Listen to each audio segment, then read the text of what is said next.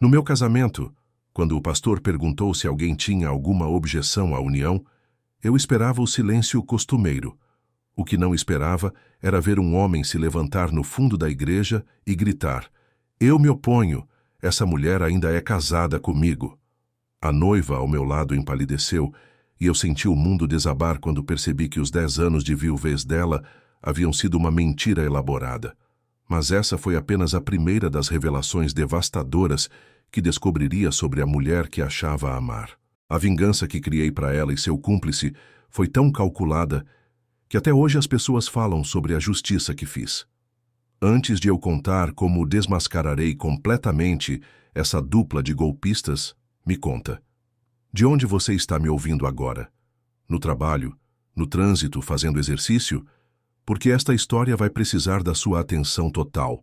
São 45 minutos que vão te fazer questionar tudo sobre confiança e até onde alguém pode ir para enganar uma pessoa que ama de verdade. E garanto que quando você souber o que descobri sobre essa mulher, vai entender por que minha vingança precisava ser tão devastadora. A Helena sempre foi o exemplo perfeito de mulher forte e resiliente. Viúva aos 28 anos, criando sozinha uma filha pequena, trabalhando como enfermeira para sustentar a família. Quando nos conhecemos há 3 anos numa cafeteria, ela estava lendo um livro sobre superação pessoal enquanto tomava café sozinha. Havia algo nela que me chamou a atenção imediatamente. A forma como sorria, mesmo parecendo carregar o peso do mundo nas costas. Nossa primeira conversa durou 4 horas. Ela me contou sobre a morte trágica do marido num acidente de trabalho, como foi difícil recomeçar a vida, sobre os desafios de ser mãe solo. Falava do falecido com tanto carinho e saudade que me emocionei várias vezes. Era impossível não admirar uma mulher que havia passado por tanto sofrimento e ainda conseguia manter a fé na vida. Você já conheceu alguém que parecia forte demais para ser verdade? Que tinha uma história de superação tão tocante que você se sentia insignificante perto dela? Porque foi exatamente isso que aconteceu comigo. A Helena não era apenas bonita, era inspiradora. Cada encontro nosso me fazia querer ser um homem melhor, mais presente, mais dedicado. Durante nossos 2 anos de namoro, ela sempre foi muito reservada sobre o passado. Dizia que era doloroso demais falar sobre o marido morto, que preferia focar no presente e no futuro que estávamos construindo juntos.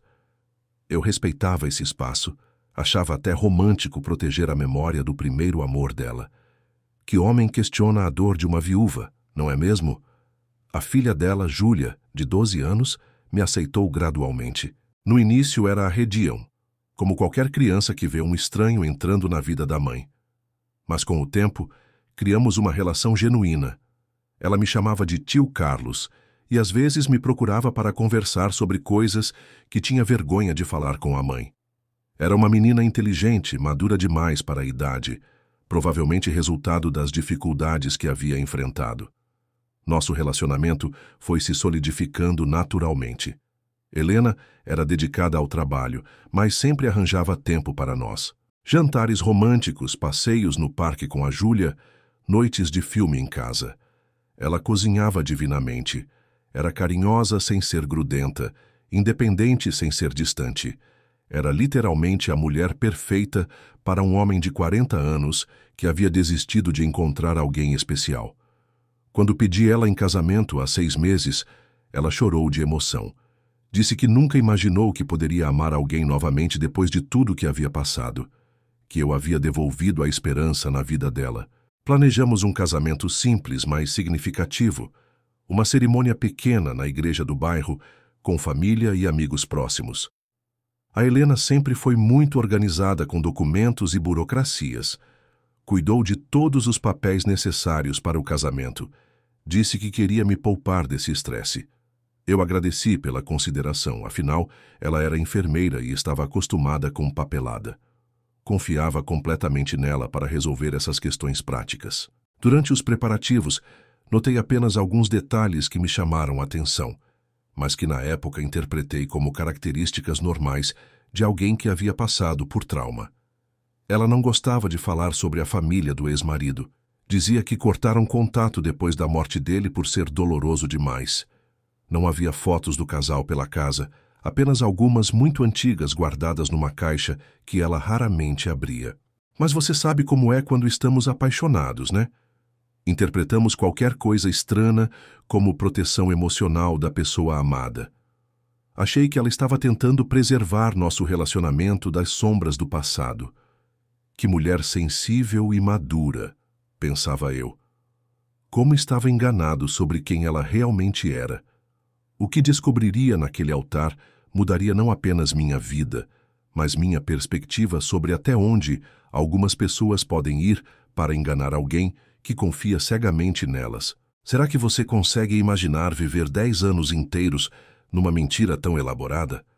Ou será que existem sinais que eu deveria ter percebido muito antes de chegar àquele momento devastador? Você já sentiu que estava construindo sua vida em cima de uma mentira sem saber?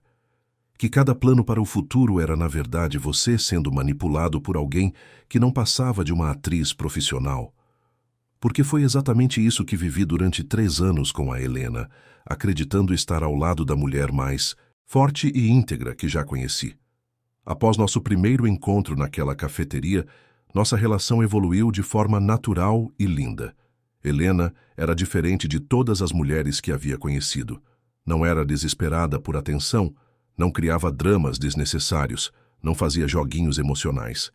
Era madura, centrada, com objetivos claros na vida.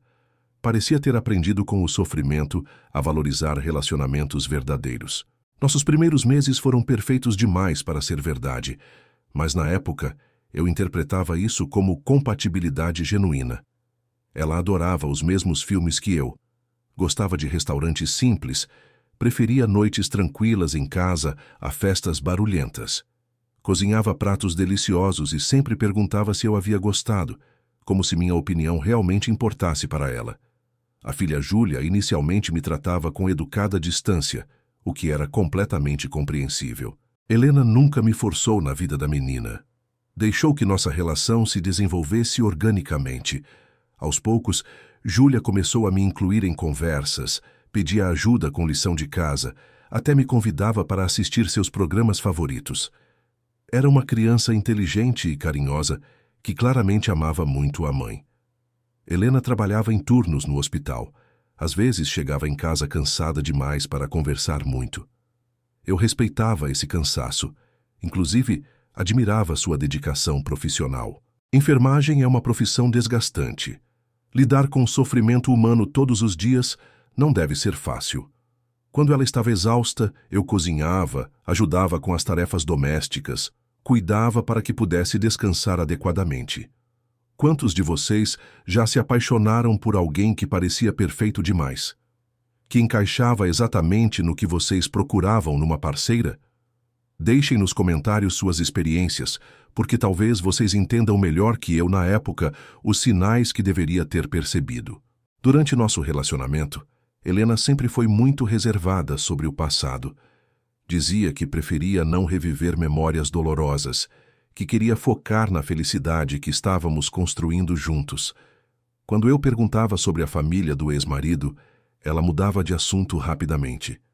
Explicava que os parentes dele cortaram contato após a morte, que era muito doloroso para todos manter vínculos que lembravam da tragédia.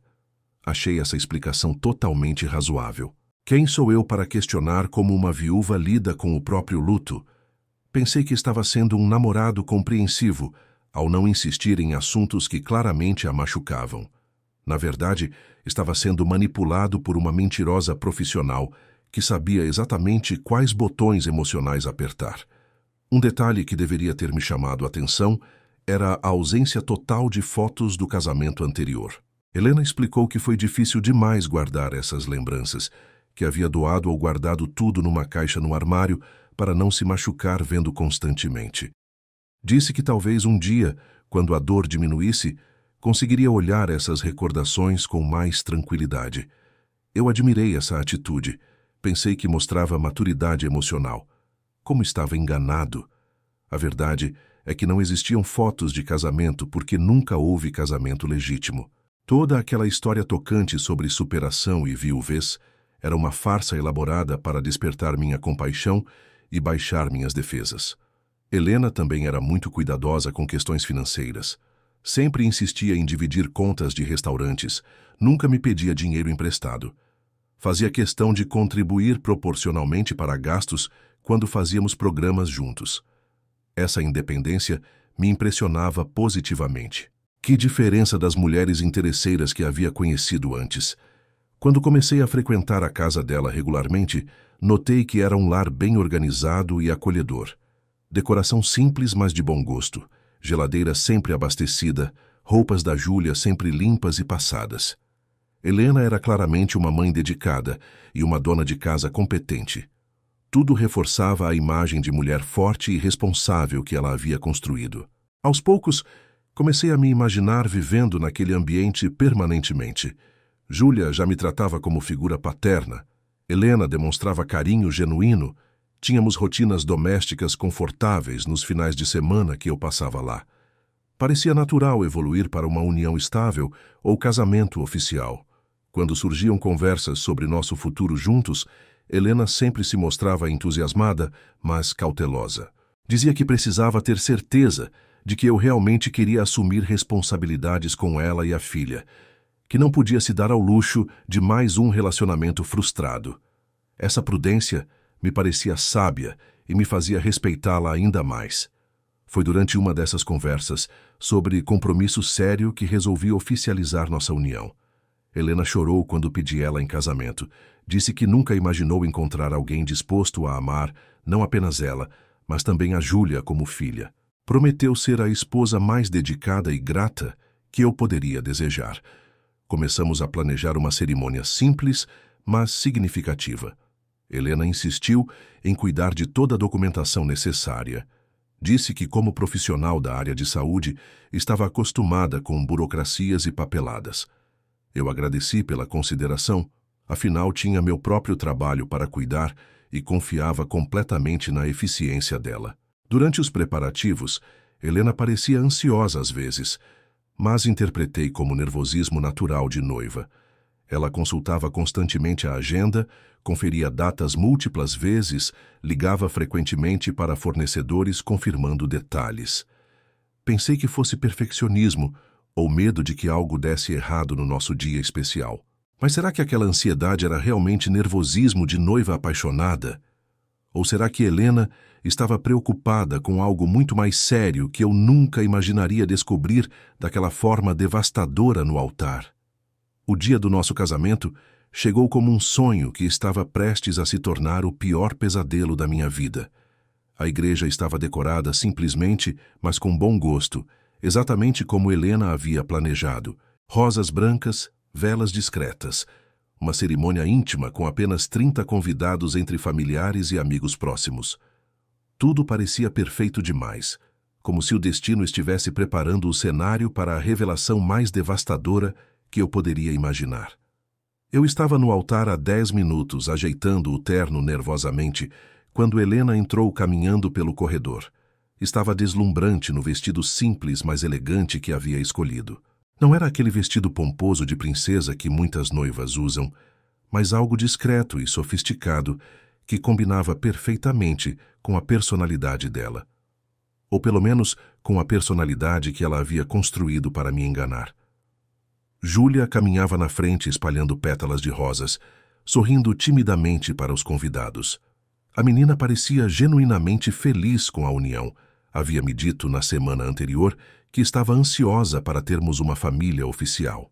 Aquelas palavras tinham me emocionado profundamente, porque via nela não apenas a filha da mulher que amava, mas uma criança que eu genuinamente queria proteger e guiar. Quando Helena chegou ao altar, segurou minha mão e sorriu daquele jeito que me fazia sentir o homem mais sortudo do mundo. Os olhos dela brilhavam, talvez de emoção, talvez de nervosismo, talvez de algo que eu nunca conseguiria descobrir. O pastor começou a cerimônia com as palavras tradicionais sobre o sagrado matrimônio, sobre compromisso eterno, sobre honestidade e fidelidade. A ironia daquelas palavras sobre honestidade quase me faz rir hoje, mas na época eu estava completamente imerso na emoção do momento. Repetimos os votos que havíamos preparado juntos, promessas sinceras sobre amar e respeitar um ao outro, sobre construir uma família baseada em confiança e transparência. Helena falou com tanta convicção que até eu acreditei que ela estava sendo verdadeira. Vocês já viveram um momento que parecia mágico demais para ser real? Onde tudo estava acontecendo exatamente como sonharam, mas alguma coisa no fundo da mente sussurrava que algo estava errado? Deixem nos comentários se já sentiram essa inquietação estranha antes de descobrir uma verdade devastadora. O pastor chegou na parte da cerimônia que todo mundo conhece dos filmes. Se alguém tem alguma objeção a esta união, que fale agora ou se cale para sempre. É uma formalidade que ninguém leva a sério, uma tradição antiga que raramente resulta em alguma interrupção real. Eu até sorri discretamente, pensando em quantas comédias românticas usam esse momento para criar situações engraçadas. Foi então que escutei uma voz masculina vinda do fundo da igreja. Eu me oponho a este casamento. O silêncio que se seguiu foi absoluto. Todas as cabeças se viraram para ver quem havia falado, inclusive a minha. Helena ficou pálida instantaneamente, como se tivesse visto um fantasma. E de certa forma foi exatamente isso que aconteceu.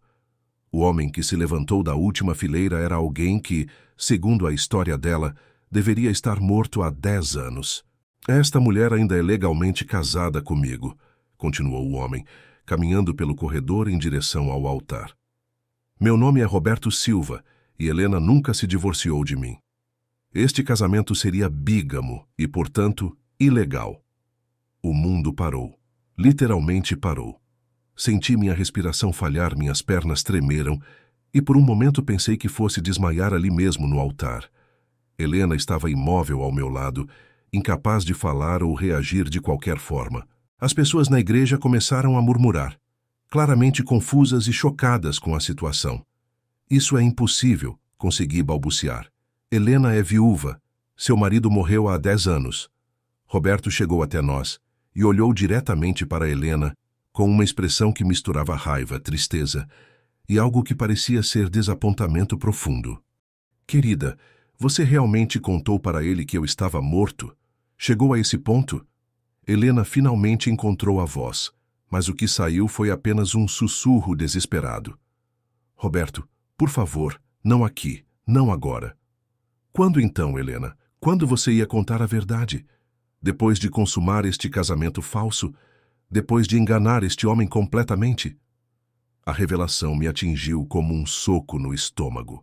Durante 10 anos, Helena havia mentido para toda a família, para Júlia, para mim, para todos os conhecidos sobre ser viúva. O homem que supostamente havia morrido tragicamente estava ali, vivo, respirando e claramente ainda legalmente casado com a mulher que eu achava que amava. As implicações começaram a se formar na minha mente como peças de quebra-cabeça se encaixando. Se Roberto estava vivo, quem era realmente Helena? Por que ela havia criado essa farsa elaborada? O que mais ela havia mentido sobre nossa vida juntos? E mais importante, eu conhecia realmente alguma coisa sobre a mulher com quem estava tentando me casar?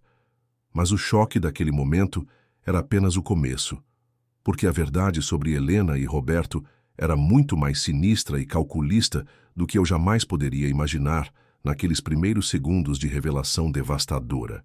Anos depois de ter fugido de um casamento abusivo, Helena havia finalmente encontrado estabilidade emocional e financeira. Roberto não estava morto, mas ela havia simulado a própria morte social para escapar de um relacionamento que a estava destruindo. O que deveria ter sido um recomeço legítimo havia se transformado numa mentira que cresceu e se complicou ao longo dos anos.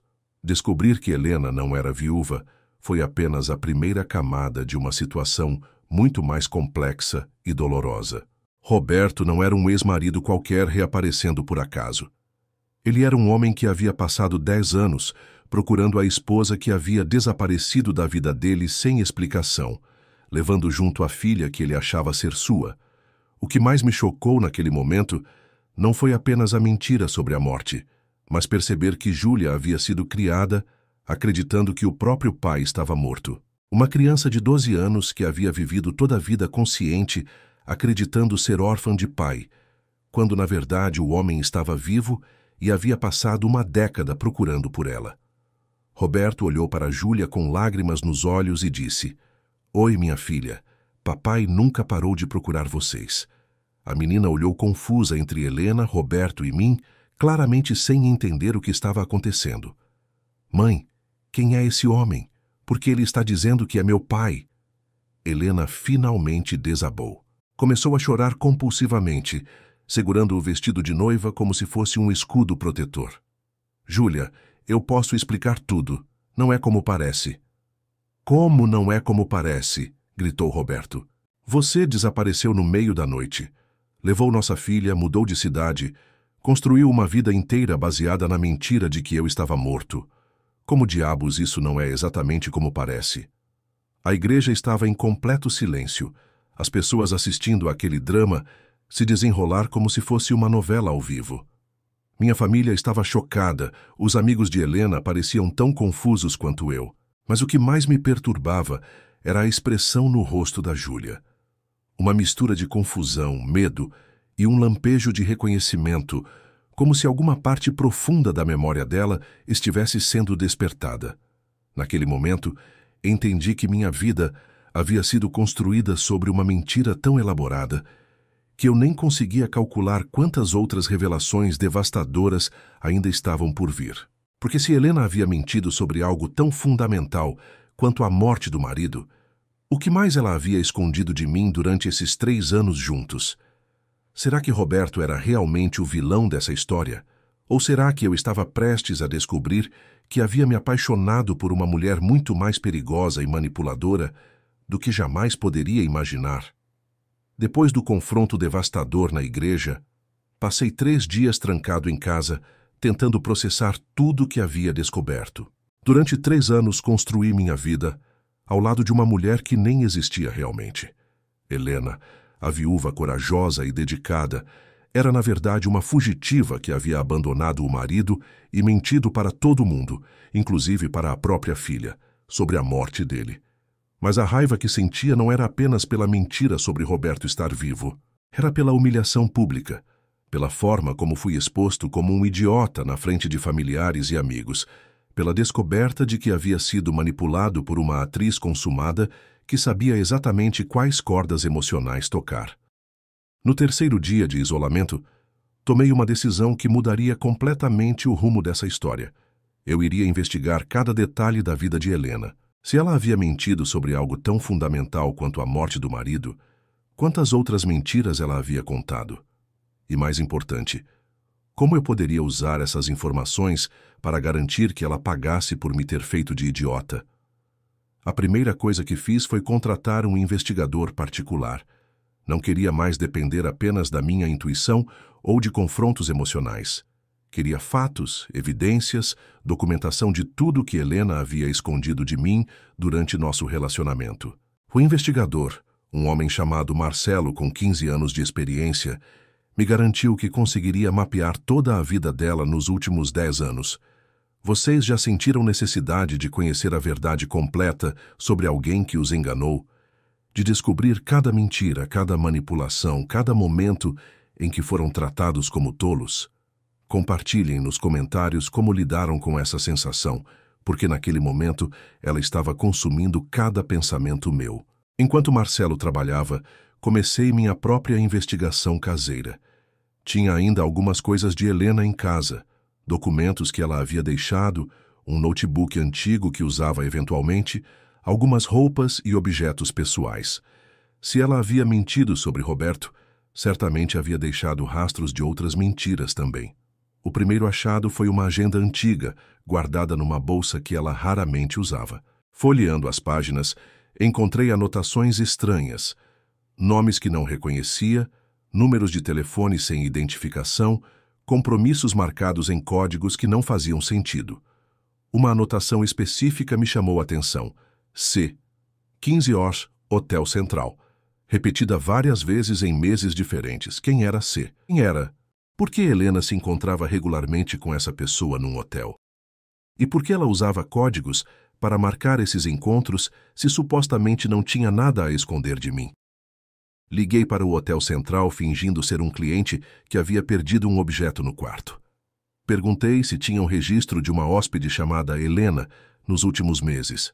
A recepcionista foi muito prestativa e confirmou que sim, ela era cliente frequente, sempre acompanhada pelo mesmo senhor elegante de mais idade. Mais uma mentira descoberta. Helena não apenas havia mentido sobre ser viúva, mas também mantinha encontros regulares e secretos com outro homem durante nosso relacionamento. Quantos homens existiam na vida dela que eu desconhecia completamente? O investigador Marcelo me ligou na segunda semana com informações que mudaram tudo o que eu pensava saber sobre Helena. Carlos, você precisa se sentar para ouvir isso. A situação é muito mais complexa do que você imagina. Helena não havia apenas fugido de Roberto 10 anos atrás. Ela havia feito isso como parte de um plano elaborado para se beneficiar financeiramente da situação. Roberto não era um marido abusivo, como ela havia insinuado. Era um empresário bem-sucedido que havia descoberto que Helena estava desviando dinheiro da empresa familiar que eles administravam juntos. Ela não fugiu por violência doméstica, explicou Marcelo. Ela fugiu porque Roberto havia descoberto um esquema de desvio de fundos que durava 2 anos. Quando ele ameaçou chamar a polícia, ela desapareceu levando a filha e uma quantia significativa de dinheiro da empresa. A revelação me deixou sem palavras. A mulher por quem eu havia me apaixonado não era apenas uma mentirosa, era uma criminosa. E Júlia, que eu havia começado a amar como filha, era na verdade uma criança sequestrada, que havia sido privada do convívio com o pai verdadeiro durante 10 anos. Mas havia mais. Marcelo havia descoberto que Helena usava identidades diferentes em situações diferentes. Com Roberto era Helena Silva, empresária respeitável. Comigo era Helena Santos, enfermeira viúva e corajosa. E aparentemente existia uma terceira identidade, Helena Costa, que mantinha relacionamento com um homem de 60 anos em hotéis caros da cidade. Carlos, esse homem de 60 anos é César Mendoza, um empresário rico e divorciado que Helena conheceu há 2 anos. Para ele, ela é uma enfermeira solteira sem filhos que está sendo cortejada por um homem mais jovem. Você. A complexidade da situação me fez sentir náuseas. Helena não estava apenas mentindo para mim ou para Roberto. Ela estava jogando um jogo de 3 pontas, manipulando 3 homens diferentes simultaneamente, usando identidades e histórias personalizadas para cada um de nós. E tem mais uma coisa, continuou Marcelo. Helena está grávida de 3 meses, e pelo que consegui apurar através dos registros médicos, ela não sabe de qual dos 3 homens é o bebê. Naquele momento, entendi que minha vingança não podia ser apenas emocional. Helena não era apenas uma mulher que havia mentido sobre ser viúva. Era uma criminosa em série que havia construído uma vida inteira baseada em manipulação, fraude e sequestro de menor. E agora estava trazendo uma criança inocente para esse mundo de mentiras. O que vocês fariam descobrindo que a pessoa que amavam era não apenas mentirosa, mas criminosa? E que vocês haviam sido apenas uma peça num jogo muito maior e mais perigoso? Porque minha vingança estava apenas começando e Helena havia escolhido o homem errado para enganar dessa forma tão elaborada. Será que ela realmente achava que conseguiria manter 3 relacionamentos simultâneos para sempre? Ou será que já tinha um plano para desaparecer novamente, dessa vez levando o dinheiro de todos nós? Marcar encontro com Roberto foi uma das decisões mais difíceis que já tomei. Afinal, como você senta para conversar civilizadamente com o homem que apareceu no seu casamento para revelar que sua noiva ainda era casada com ele? Mas eu precisava entender a história completa, especialmente depois de descobrir que Helena não era apenas mentirosa, mas também criminosa. Roberto aceitou se encontrar comigo num café discreto no centro da cidade. Quando cheguei, ele já estava lá, parecendo mais cansado e envelhecido do que no altar. Havia uma tristeza profunda nos olhos dele, que me fez perceber que ambos éramos vítimas da mesma mulher, apenas em momentos diferentes. Carlos, obrigado por aceitar conversar comigo. Sei que a situação é estranha para todos nós, disse ele, estendendo a mão. Estranha é pouco, respondi. Você pode me explicar o que realmente aconteceu 10 anos atrás? Porque Helena me contou uma versão bem diferente da história. Roberto suspirou profundamente antes de começar a falar. Helena não fugiu porque eu era abusivo ou violento. Ela fugiu porque descobri que estava desviando dinheiro da nossa empresa há 2 anos. Quando confrontei ela com as evidências, ela me ameaçou dizendo que iria à polícia, alegando violência doméstica se eu a denunciasse. A revelação me deixou sem palavras, mas Roberto continuou. No dia seguinte, ela havia desaparecido com a Júlia e com R$200 mil da conta da empresa. Nunca mais tive notícias delas, até começar a investigação para te encontrar. Vocês conseguem imaginar descobrir que a mulher que amavam não apenas mentiu sobre ser viúva, mas também sequestrou uma criança e roubou uma quantia milionária? Se esta história está mexendo com vocês, compartilhem para que mais pessoas saibam como identificar criminosos disfarçados de vítimas. Roberto, você tentou procurar elas? Tentei por 5 anos. Contratei investigadores, coloquei anúncios em jornais, percorri o país inteiro. Helena é muito inteligente, mudou o sobrenome dela e da Júlia, criou uma identidade completamente nova. Foi como se tivessem desaparecido da face da terra. E por que você apareceu agora? Como me encontrou? Roberto me mostrou uma pasta cheia de documentos. Há 6 meses, um investigador me ligou dizendo que havia encontrado rastros dela. Descobrimos que Helena estava usando o nome Santos, trabalhando como enfermeira, e havia se envolvido romanticamente com um homem. Esse homem era você. A frieza com que Roberto apresentava os fatos me impressionou. Não havia raiva na voz dele, apenas uma determinação cansada de quem havia passado 10 anos procurando justiça. Carlos, preciso que você entenda uma coisa. Júlia é minha filha. Helena a sequestrou quando tinha apenas 2 anos. A menina não se lembra de mim, mas eu nunca desisti de recuperá-la. Essa informação me atingiu como um soco. Júlia, que eu havia começado a amar como filha, era na verdade uma criança sequestrada que havia sido privada do convívio com o pai verdadeiro durante 10 anos. Helena não era apenas criminosa, era cruel ao ponto de destruir a vida de uma criança inocente. E agora? O que você pretende fazer? Quero minha filha de volta, e quero que Helena pague pelos crimes que cometeu. Mas preciso da sua ajuda, Carlos. Roberto me explicou que sozinho seria difícil provar o sequestro e o roubo depois de tanto tempo. Mas se nós 2 trabalhássemos juntos, poderíamos reunir evidências suficientes para garantir que Helena enfrentasse as consequências legais de seus atos.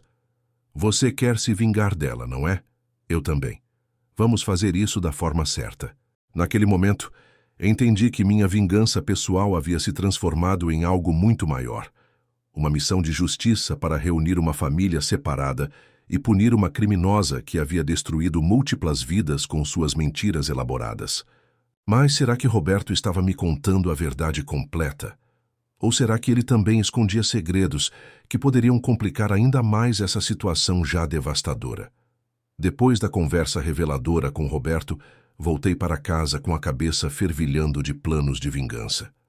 Mas antes de agir por impulso, precisava ter certeza absoluta de que estava fazendo a coisa certa. Afinal, se Helena era realmente tão manipuladora quanto parecia, talvez Roberto também estivesse mentindo para me usar em algum esquema próprio. Decidi fazer minha própria investigação sobre Roberto. Se ele estava dizendo a verdade sobre Helena ter roubado dinheiro e sequestrado Júlia, deveria haver registros oficiais, boletins de ocorrência, alguma documentação que comprovasse suas alegações. Contratei um segundo investigador, sem contar para Roberto, para verificar independentemente a história dele. Queria evidências de que Helena realmente havia cometido os crimes que ele alegava, e não apenas a palavra de uma ex-marido possivelmente ressentido. O que descobri me deixou ainda mais chocado. Roberto não havia apenas falado a verdade, a situação era ainda pior do que ele havia me contado. Helena não roubou R$200 mil da empresa deles. Ela roubou 450 mil, através de um esquema elaborado que durou 3 anos. Além disso, havia registros médicos comprovando que Roberto havia sido hospitalizado 2 vezes durante o casamento com acidentes domésticos suspeitos. Helena não apenas roubava dinheiro dele, como também praticava violência física, quando ele começava a questionar os gastos estranhos da empresa. O investigador também descobriu que Helena havia tentado aplicar o mesmo golpe em outro empresário 2 anos antes de me conhecer, mas o homem descobriu a tempo e ela teve que abandonar o plano. Eu não era apenas uma vítima isolada. Era parte de um padrão criminoso que se repetia há mais de uma década, mas a descoberta mais devastadora ainda estava por vir. Helena não estava apenas grávida de 3 meses, como Marcelo havia descoberto. Ela estava planejando desaparecer novamente, dessa vez com o dinheiro meu, de Roberto e de César, para recomeçar a vida em outro país. O investigador havia interceptado e-mails dela com um advogado especializado em imigração, solicitando informações sobre como obter passaportes falsos para ela e para uma criança. Helena estava literalmente se preparando para sequestrar Júlia pela 2ª vez e desaparecer para sempre. Você consegue imaginar a frieza necessária para planejar uma fuga internacional enquanto fingia amar 3 homens diferentes? Se você aprova que criminosos como Helena sejam expostos e punidos, deixe um like para que essa história chegue a mais pessoas. Foi nesse momento que tomei a decisão final. Não bastava apenas me vingar de Helena por ter mentido para mim. Era necessário impedi-la de continuar destruindo vidas e garantir que Júlia fosse devolvida ao pai verdadeiro antes que fosse tarde demais. Liguei para Roberto e marcamos um encontro urgente. Quando mostrei para ele todas as evidências que havia coletado, vi uma mistura de alívio e determinação nos olhos dele. Carlos, agora temos tudo o que precisamos para acabar com ela, mas precisamos agir rápido. Se Helena suspeitar que descobrimos os planos dela, pode desaparecer antes que consigamos impedi-la. Começamos a planejar uma armadilha perfeita. Roberto entraria em contato com Helena, fingindo querer uma reconciliação e a custódia compartilhada de Júlia. Eu fingiria estar disposto a perdoá-la pelas mentiras e reatar nosso relacionamento. E juntos iríamos expô-la publicamente da forma mais humilhante possível.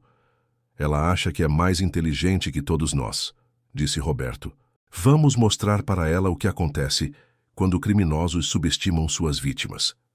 Mas Helena realmente cairia na nossa armadilha? Ou será que ela já sabia que tínhamos descoberto a verdade e estava preparando uma jogada ainda mais devastadora contra nós? O plano que Roberto e eu criamos era simples, mas devastadoramente eficaz. Iríamos fingir perdoar Helena e aceitar uma reconciliação, mas, na verdade, estaríamos coletando evidências finais para destruí-la completamente. O que ela não sabia era que também havíamos descoberto sobre César, o 3º homem que ela manipulava, e ele estava ansioso para participar da nossa vingança. Sim, vocês ouviram certo. César Mendoza, o empresário de 60 anos que Helena enganava há 2 anos, não era apenas mais uma vítima.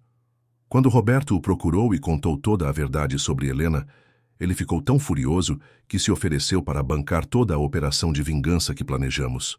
Essa mulher me fez acreditar que era uma enfermeira solteira e vulnerável, disse César quando nos encontramos. Gastei mais de R$100 mil em presentes e viagens para ela. E o pior, ela me fez acreditar que estava apaixonada por mim. César havia descoberto sobre a gravidez de Helena através de exames médicos que ela deixou cair do bolso durante um encontro.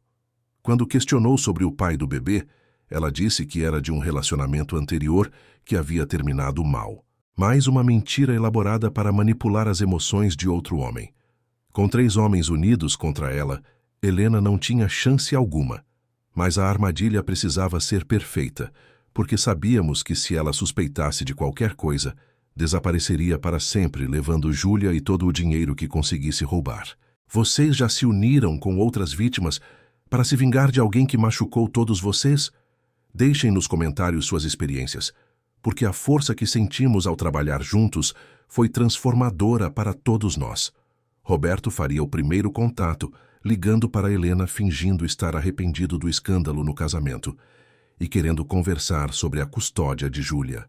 Eu entraria em contato 2 dias depois, alegando que havia superado o choque inicial e queria tentar reconstruir nosso relacionamento. César continuaria com os encontros regulares, mas agora gravando secretamente todas as conversas. O objetivo era fazer Helena se sentir segura novamente, acreditando que havia conseguido manipular todos nós para aceitar a situação.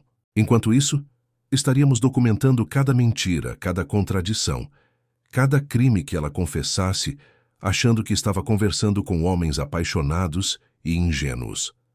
Roberto ligou para Helena numa quinta-feira à tarde. A conversa foi gravada, obviamente, e a atuação dela foi digna de Oscar. Chorou, pediu desculpas, explicou que havia fugido porque Roberto era possessivo demais e que nunca havia parado de amá-lo. Disse que queria que Júlia conhecesse o pai verdadeiro, mas com supervisão e gradualmente. Roberto, você tem que entender que eu estava com medo. Você sempre foi muito controlador e eu precisava proteger nossa filha, mentiu ela com voz embargada. Helena, eu perdoo você. Só quero minha família de volta. Podemos conversar pessoalmente? Ela aceitou se encontrar com ele no sábado seguinte, num restaurante público onde se sentiria segura.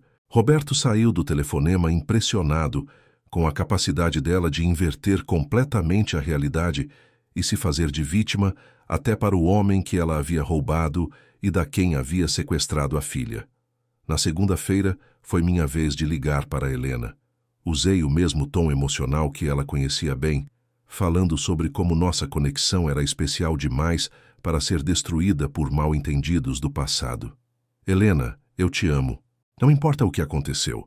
Não importa qual seja a verdade sobre seu passado. Quero construir um futuro com você e com a Júlia. Ela chorou ao telefone. Disse que eu era o homem mais compreensivo que já conheceu, que Roberto havia sido um erro de juventude e que eu era seu verdadeiro amor.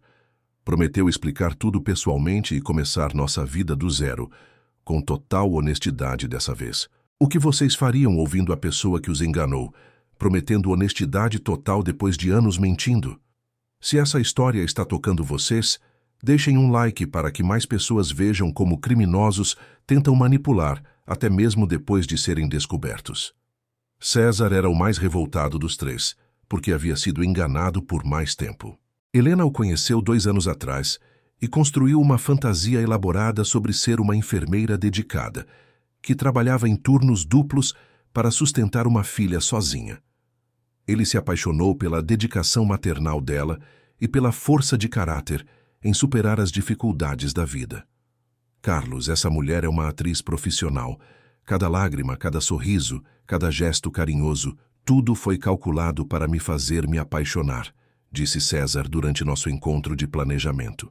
Durante 2 semanas, os 3 executamos nossos papéis perfeitamente. Roberto se encontrou com Helena 3 vezes, sempre gravando as conversas, onde ela confirmava versões diferentes da história para justificar sua fuga. Eu jantei com ela 2 vezes, ouvindo promessas de transparência total enquanto ela mentia sobre praticamente tudo. César continuou os encontros regulares, agora sabendo exatamente que tipo de manipulação estava documentando. O mais impressionante era a facilidade com que Helena transitava entre as 3 personas diferentes. Com Roberto, era a esposa arrependida que havia cometido um erro de juventude. Comigo, era a mulher ferida que havia finalmente encontrado o amor verdadeiro. Com César, era a mãe solo corajosa que merecia ser protegida e cuidada. Mas a armadilha final seria no jantar que organizamos para celebrar nossa reconciliação. Helena não sabia, mas os 3 estaríamos lá junto com um advogado, 2 investigadores e uma equipe de filmagem que documentaria cada segundo da confrontação final. Será que Helena realmente apareceria no jantar? Ou será que sua intuição criminosa perceberia que alguma coisa estava errada e ela fugiria antes que pudéssemos executar a vingança perfeita? O jantar da vingança foi marcado para um sábado à noite no restaurante mais elegante da cidade. Helena acreditava que seria uma celebração íntima da nossa reconciliação. Apenas eu, ela e Júlia. O que ela não sabia era que Roberto, César, 2 advogados, um investigador e uma equipe discreta de filmagem estariam esperando por ela. Cheguei ao restaurante 1 hora antes do horário marcado para conferir se tudo estava preparado. As câmeras estavam posicionadas estrategicamente. O advogado estava numa mesa próxima, com todos os documentos organizados, e Roberto e César aguardavam num reservado particular que conectava com nossa mesa através de uma divisória móvel. Quando Helena chegou com Júlia, estava deslumbrante como sempre, usando um vestido elegante e sorrindo como se fosse realmente a mulher mais feliz do mundo. A menina parecia confusa com toda a situação, mas claramente aliviada por ver que eu não estava mais bravo com a mãe dela. Carlos, obrigada por me dar essa segunda chance, disse Helena, beijando meu rosto com ternura teatral. Eu prometo que a partir de agora será diferente. Total transparência, total honestidade. Conversamos por 20 minutos sobre nossos planos futuros, com Helena inventando detalhes sobre como seria a nossa vida juntos. Ela falou sobre a gravidez, dizendo que o bebê seria um novo começo para nossa família. Falou sobre mudar de cidade para deixar o passado para trás. Cada palavra era uma mentira elaborada.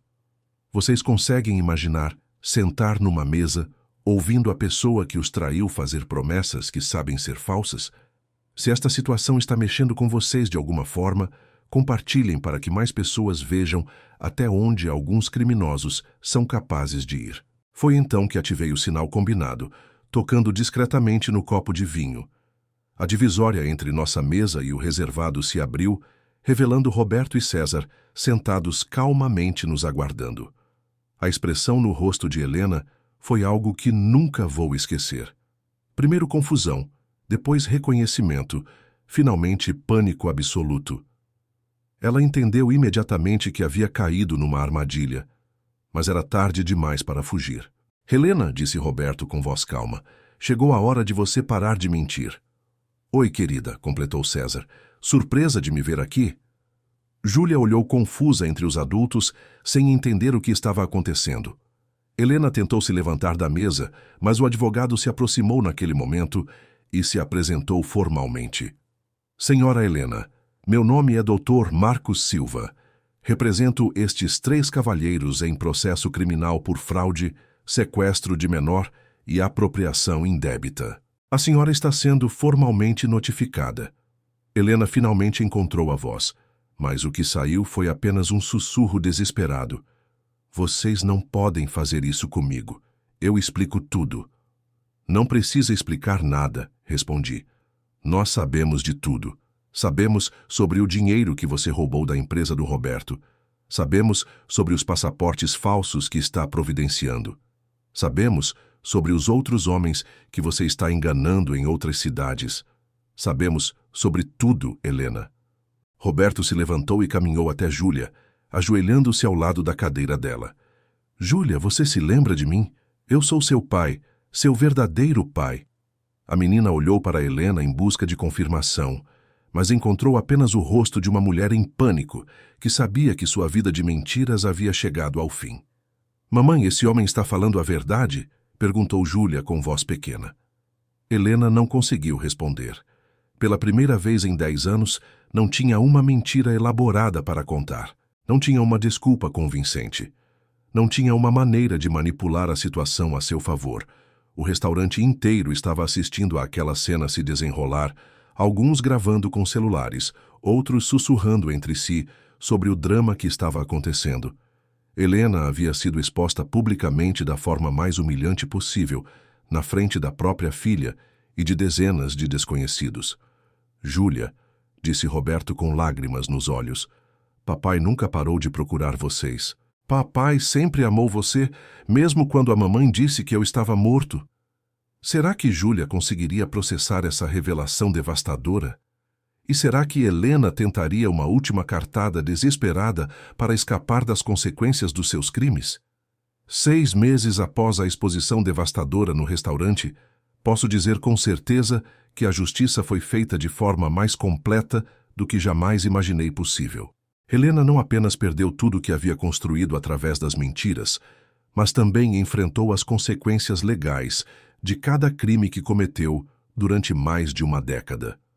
O processo criminal avançou rapidamente porque tínhamos evidências irrefutáveis de todos os crimes: sequestro de menor, apropriação indébita, fraude documental e até mesmo formação de quadrilha, já que descobrimos que ela trabalhava com um advogado corrupto que a ajudava a criar identidades falsas para outros criminosos. Helena foi condenada a 12 anos de prisão. O juiz foi inflexível, dizendo que a frieza com que ela manipulou múltiplas vítimas durante anos demonstrava periculosidade extrema para a sociedade. Não houve possibilidade de fiança ou regime aberto. Ela cumpriria a pena integralmente em regime fechado. Mas a consequência que mais a destruiu não foi a prisão. Foi perder completamente a guarda de Júlia. A menina, após terapia psicológica intensiva, escolheu morar com Roberto e cortar qualquer tipo de contato com Helena. Ela mentiu para mim sobre meu pai estar morto durante 10 anos, disse Júlia numa audiência comovente. Como posso confiar em alguém assim? Vocês conseguem imaginar a dor de perder a própria filha por causa das mentiras que contaram? Se esta história tocou vocês de alguma forma, se conhecem alguém que precisa ouvir sobre os sinais de criminosos disfarçados de vítimas, compartilhem para que mais pessoas se protejam. Roberto se tornou pai em tempo integral e se mostrou incrível no papel. Júlia, que inicialmente tinha medo dele por causa das mentiras da mãe, rapidamente desenvolveu uma conexão linda com o pai verdadeiro. Eles fizeram terapia familiar juntos e hoje têm uma relação sólida baseada em honestidade total. Carlos, obrigado por ter me ajudado a recuperar minha filha, disse Roberto no último encontro que tivemos. Você poderia ter simplesmente seguido sua vida após descobrir as mentiras da Helena, mas escolheu fazer o que era certo. César também se recuperou bem do trauma. Descobriu que a experiência o havia tornado mais cauteloso, mas não amargo em relação a relacionamentos. Aprendi a investigar melhor as pessoas antes de me envolver emocionalmente, disse ele. E descobri que existem mulheres honestas no mundo, só precisa saber onde procurar. Quanto a mim, a experiência me transformou completamente. Aprendi que confiança cega é ingenuidade, mas que isso não significa se tornar paranoico. Significa ser mais observador, fazer perguntas certas e, principalmente, investigar inconsistências em vez de ignorá-las por amor. Um ano após todo esse drama, conheci Marina, uma professora de 35 anos que havia passado por experiência similar com um ex-marido mentiroso. Nosso relacionamento se desenvolveu lentamente, baseado em transparência total desde o primeiro encontro. Contamos um para o outro todas as verdades dolorosas sobre nossos passados antes de nos aprofundarmos emocionalmente. Marina me ensinou que é possível amar profundamente mesmo sendo cauteloso, que vulnerabilidade e inteligência emocional podem coexistir perfeitamente, que relacionamentos saudáveis se constroem sobre verdades, não sobre ilusões românticas. Hoje, 2 anos depois, Marina e eu estamos noivos, mas desta vez o processo foi completamente diferente. Investigamos juntos nossa compatibilidade real, não apenas a química inicial. Conhecemos as famílias um do outro, verificamos referências de relacionamentos anteriores, até fizemos terapia de casal preventiva para garantir que estávamos tomando a decisão certa. Parece exagerado? Talvez. Mas depois de quase casar com uma criminosa que fingia ser viúva há 10 anos, prefiro parecer paranoico a ser ingênuo novamente. O que mais aprendi é que justiça às vezes demora, mas sempre chega. Helena achou que era mais inteligente que todos nós, que poderia manipular indefinidamente sem consequências. A arrogância dela foi exatamente o que permitiu que planejássemos uma vingança tão perfeita. Se você chegou até aqui nesta história, provavelmente se identificou com algum aspecto dela. Talvez já tenha sido enganado por alguém que parecia perfeito demais. Talvez conheça sinais de manipulação que deveria ter percebido antes. Talvez esteja passando por situação similar agora mesmo. Minha mensagem para você é simples. Confie nos seus instintos. Investigue inconsistências e nunca aceite ser tratado como idiota por alguém que deveria te amar e respeitar. Não importa quão convincente seja a atuação da pessoa, não importa quantas lágrimas ela chore, não importa quantas desculpas elaboradas ela invente, a verdade sempre vem à tona, e quando vier, você vai querer estar do lado certo da história. Deixem nos comentários suas próprias experiências com pessoas manipuladoras, suas dicas para identificar mentirosos profissionais, ou simplesmente uma palavra de apoio para quem está passando por situações parecidas. Vocês não estão sozinhos nessa luta. E se esta história os inspirou, os emocionou ou os fez refletir sobre seus próprios relacionamentos, inscrevam-se no canal para mais histórias reais sobre superação, justiça e recomeços. Porque todos merecem relacionamentos baseados em verdade, não em mentiras elaboradas. A vingança mais doce não é a que machuca quem nos traiu. É a vida plena que construímos depois que nos livramos de pessoas tóxicas que não nos merecem. Até a próxima história. E lembrem-se, a verdade sempre vence.